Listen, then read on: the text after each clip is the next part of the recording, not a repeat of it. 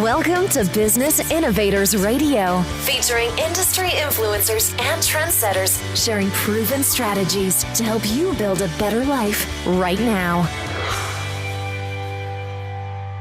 Welcome to Brilliance Business TV, conversations with leading experts in business.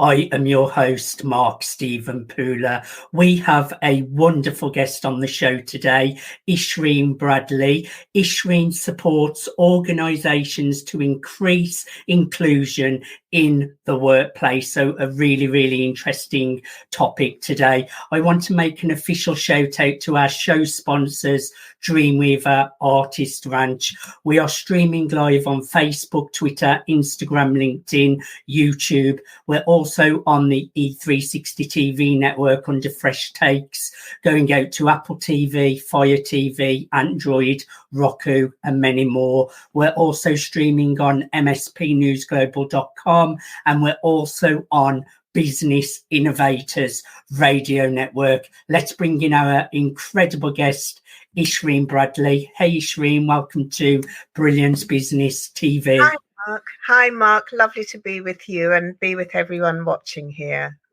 I'm really looking forward to a great conversation with you today, Ishreen. Let's get started. I understand that your commitment is all about balancing the scales of relative privilege to empower equity at work. Can you tell me a little bit about what that means for you? Yes, absolutely. Absolutely. Mark, I'm passionate that everyone has a fair crack at work, as you just told everyone. When I look back over my 35 plus years at work, what I have found gets in the way is the impact of privilege, and specifically what I call relative privilege. So let's take a look at what that all means. Let's start with privilege, right? So privilege is often invisible to the people who possess it, but it's always there for people who don't. Yes. So people who possess privilege can either consciously or subconsciously or even unconsciously use their privilege over others. And those others will almost always perceive this use of privilege as seeking an advantage over them. Whether that perceived privilege comes from a birthright or race or politics or education or sexuality or one of many different points of privilege. As a society, we typically assume that privilege belongs to the dominant group. So in the UK, the dominant group at work would be your white, middle-aged, middle-class man. And that term has started to be called white privilege. And this term white privilege post the murder of George Floyd was used a lot, and it's caused somewhat of a backlash. And so people are a bit nervous about discussing privilege, but I think it's really important that we do. And, you know, given that the white privilege has taken attention away from the fact that there are privileged parts of a person's identity that can bestow privilege even within a marginalized group. So that's what I call relative privilege. So let me give you an example. Way back 35 or so years ago, when I first started work, I was an engineer, I was in an office, and I noticed one thing. There was one colleague there who always seemed to get the least exciting projects. Okay, so let's call him Ashok for the purpose of this conversation. Ashok grew up in India. He managed to go to university in this country, and he was in his 40s, an Asian, brown-skinned man, right? And then there was me, young thing in her 20s, grew up in the UK. And I found that I usually got the projects I wanted. So I became fascinated about why Ashok didn't. And here's what I realized, and I didn't have this language back then, but I do now. See, what I realized is that although Ashok had relative privilege over me in terms of being male and having more experience, I had relative privilege over him by virtue of having grown up in this country and being able to code check so that people could relate to me much more easily than they could to Ashok. And so they tended to give me the kind of work that I asked for because they kind of felt I was one of them. They understood me. So what you can see from this is that relative privilege is really subtle and it's often easily overlooked. So my commitment is that everybody at work has the opportunity of success, which requires that the organization's culture enables each person to reach what I call the baseline, despite the level of relative privilege that they may or may not have.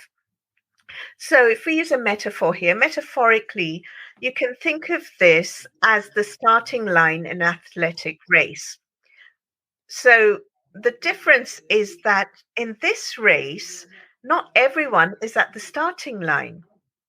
Some people will be ahead because they have more relative privilege. Some people will be behind the starting line because they have less relative privilege. And in what many organizations describe themselves as being a meritocratic organization, relative privilege is often hidden and not accounted for. So what we say is that the organization's culture, their policies, their processes, their systems are all levers that they can tune to ensure that everybody has a fair opportunity of success. And that's what we focus on. So we enable organizations to adjust those levers so that they have a culture in which everybody has a fair chance of success and they're empowered. And that's important because many organizations today are committed to having equity, diversity, inclusion, and belonging, and to achieving a socially just culture at work. So that's my commitment. It's all about enabling clients to balance the scales of relative privilege by adjusting those levers even to empower equity at work. I hear you. It's really important work that you're doing, Ishreen, and who benefits from this? So the thing is, there are benefits for the individual, obviously, the individual, whether they have more or less relative privilege, but also for the team and for the organization. So if we start with the organization, an organization that has a just culture that enables equity, diversity, inclusion, and belonging by stewarding and curating the relative privilege within the organization will be able to attract and retain the talent they need. And, you know, in this environment, my clients, the biggest challenge they're facing is attracting and retaining good talent. So you'll be able to do that. They'll be able to improve their brand reputation and their employee and their customer proposition. And because of that, they'll attract more customers, increase their sales, and increase their profitability. Now, as a team, you're going to be able to increase engagement within the team. So it's just a much more enjoyable, positive environment to work in. And you'll increase the productivity of the team, which is really, really important in today's competitive environment. Now, for the individual gets to feel safe, feel valued, and to make a positive contribution to the work environment and then beyond in the society they live in. And you might think, so what about that, right? But the so what about that is that it has been proven in lots of reports about happiness and mental well-being and happiness at work that the thing that causes people to be most happy is to make a positive contribution to another person. So people with more relative privilege can increase their happiness index by doing this, by contributing more to others and learning how to curate and steward their privilege. And how do you go about fulfilling on this commitment? So do you know what? I'm so passionate about this that I set up an organization, my business called Belonging Pioneers, to do just this, right? So we do that in two ways. We work with organizations to realize an equitable, inclusive culture where people from diverse backgrounds and different levels of relative privilege can experience a sense of belonging and the opportunity of success, where the majority group can be empowered in stewarding their privilege and being happier as well. And that's what I was talking about when I said, adjusting those levers. So that's the first piece. And the second piece is that we empower people who are from different backgrounds, so the diverse leaders in the organization, to be successful by gaining the tools and the strategies that can get them to that starting line, to that baseline and beyond. Tell me more about your research into the impact of privilege at work, Ishreen. Sure, Mark. So look, the subject of relative privilege and its use and impact on people in the workplace has come up for us many times in working with clients during our workshops and the different kinds of conversations we have with them. So we conducted a quick review of what exists out there in terms of research into relative privilege. And, we found there's a lot of research about diversity and equity and inclusion and belonging, but we were surprised to find that there's very little specifically about privilege and relative privilege and the impact that has on equity, diversity, inclusion, and belonging. So through our research program, we set out to understand how widespread the use of privilege is in today's workplace and the impact that has on people and on organizations, and also the potential benefits of having the right policies that could mitigate the use of relative privilege and the impact that has on people at work. So when we launched the research, there were a number of really high profile stories and cases of people who'd abused their privilege and their entitlement.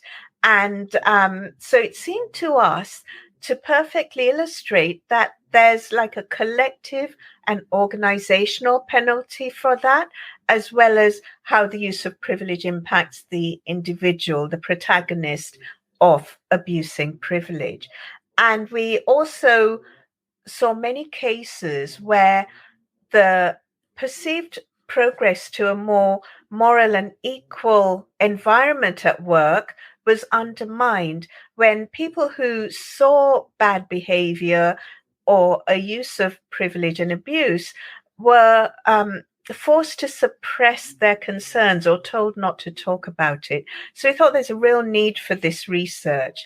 And the purpose of the research is to understand the prevalence and the impact of privilege in the workplace, and to go further and to support the case for action that can mitigate the prevalence and the impact of harmful use of privilege in its many forms, not only to protect the individuals and organizations involved, but also to encourage the use of policies and guidance and systems and structures and behaviors and habits that support the growth of a morally just and equal workplace.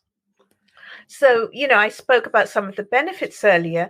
Those benefits are all substantiated by the research, which has already had more than 40 organizations taking part.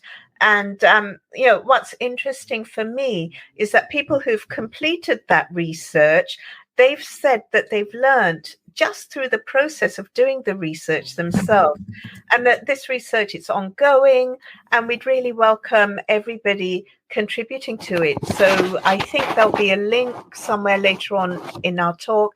Please do click on that or go to our website and you'll be able to access the research survey and take part in it and share it with your organization. We will share that shortly, Ishreen. Now, I saw on LinkedIn that your event on UN World Day of Social Justice had a big impact on some movers and shakers in the ESG field.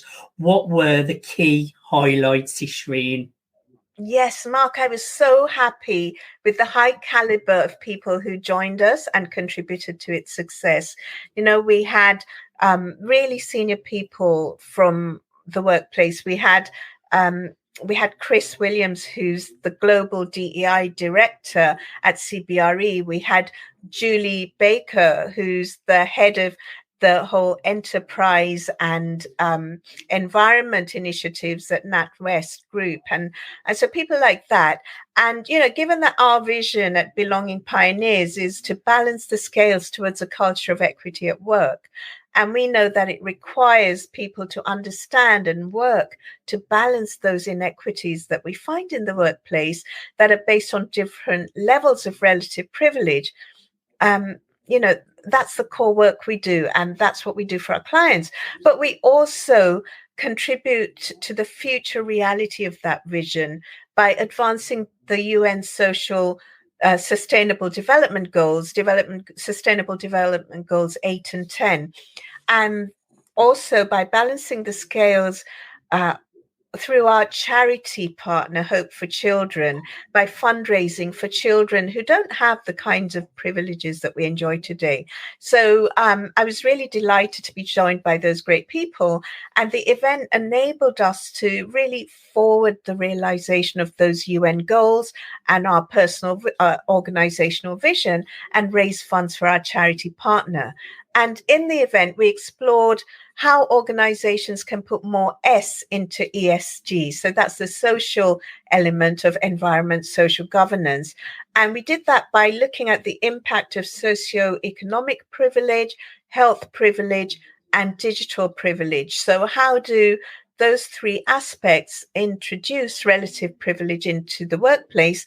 And what can you do to balance the scales with those three aspects? So, I was also really delighted that there were experts in their fields join us. So, for example, Anil Soni, who's the Chief Executive Officer at the World Health Organization Foundation, he committed time to our event, and people, he and our other speakers really enriched the conversation and gave many dimensions to it. And people said how it was uplifting, how it was an educational and entertaining, knowledge sharing and social event. And NatWest kindly provided some delicious food. So it really was a great social event as well. And it enabled us to raise funds for our charity. Congratulations on all the success, Ishreen. What are your highlights from the International Women's Month? So International Women's Month last month, I was really blessed to be at many events where important conversations were had about how to empower equity during International Women's Month. You might know Empower Equity was the theme for this year's International Women's Month. My two favorite events. So the first was the Hertfordshire Women in Leadership Conference, which with just some amazing women and men really looking at how they can advocate for each other in success, and the WISE conference. So the WISE conference, WISE is Women in Science and Engineering, which is where we really have a dearth of talent, and we really need to encourage more talent. And they focused on women returners. How do you encourage women to return to work? So it was particularly great for us because our focus is with what we call the STEAM sectors. So science, technology, engineering, the arts and mathematics. And obviously women in science and engineering focuses very much in that space. And I was invited to run a workshop on imposter syndrome. And, Mark, I continue to be surprised that imposter syndrome is still a challenge for so many people, men and women, who joined our workshop. And despite all the various books and the trainings and the YouTube videos, there's so much information about imposter syndrome, but it continues to be one of the main challenges. And it was spoken about consistently at both these events. So I was really happy that we could provide our session. Imposter syndrome is one of the 12 lunch and learn topics in our diverse leader development program. That's the second thing of the two things I said we do a lot of. And so I was invited to run that workshop with their audience. And we took our typical multidimensional, multi-sensory approach. And I was just really happy that people reported back that they got huge benefit and even wanted to take it back to their organization and share. I've got a little online imposter syndrome quiz that people were like, can I share it with my team? And, and I've heard back from them since, and it's just made me really happy to know that it was a benefit to people who joined us. Wonderful. What 3 things can our audience do to put more S into their ESG? So, Mark, this S, the social aspect of ESG, it's the one that gets the least focus. It's the least acted upon. And I think that's because it's just more complex. It's less defined. So people find it very challenging. The environment is really easy, right? We want to achieve 30% decarbonization. That's, it's not easy to do, but it's easy to get your head around. Whereas the S, as a more socially just workplace, is just less clear. So people do find it very difficult. But the thing is, it's the glue. It's in the middle because it's the glue that brings together the possibility of a better working environment for everyone. And that'll bring more ethics. That'll bring better governance. So for me, it's the most important part. So what we know is putting more S into your ESG will definitely be difficult, but it'll also definitely improve your employee proposition, and it'll enable you to attract and retain good talent. And what I've done here for you in terms of the 3 things that you can do is break it down into absorbable elements. And that's how we approach this work. So I suggest that for you listeners, the following will be good next steps and reasonably easy to do. So the first thing is join us. We've got an online version of Balancing the Scales 2023, which has all the resources and the toolkits and and additional reports that you can use to learn about the topic and learn about how you can go about it. You'll see all the videos, including Anil and Shital and Tammy, and you'll be able to really absorb from their contribution. You'll see a QR code on the screen there. If you take your camera and scan that QR code, that'll take you to a little form that you just need to complete, and it'll take you straight into the online resource, the website that contains all this important information. The second thing is, once you go there, you'll find a guide to the Privilege Walk. The Privilege Walk, we did this at the event, and it was just so effective. People had a felt sense of the relative privilege of each person in the room, and had a personal sense of their own relative privilege. A very powerful exercise. Many people who came to the event are using that. So download that guide, which is in this website that you go to when you scan the QR code and fill out the form, and see if you can do that with your organization. And the third thing is, please do complete the Privilege Conundrum survey. You can do that for yourself, see what that's like.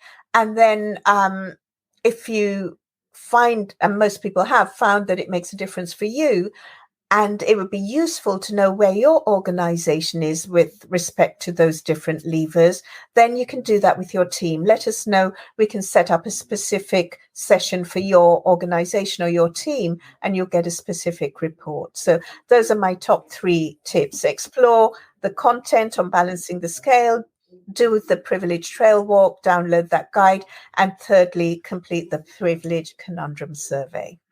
I love it. I would encourage all those people out there who this is in resonance with to explore Balancing the Scales. Scan the QR code right now. Ishreen, I have thoroughly enjoyed having a conversation with you. Thank you so much for being my guest today. Thanks for listening to Business Innovators Radio. To hear all episodes featuring leading industry influencers and trendsetters, visit us online at businessinnovatorsradio.com today.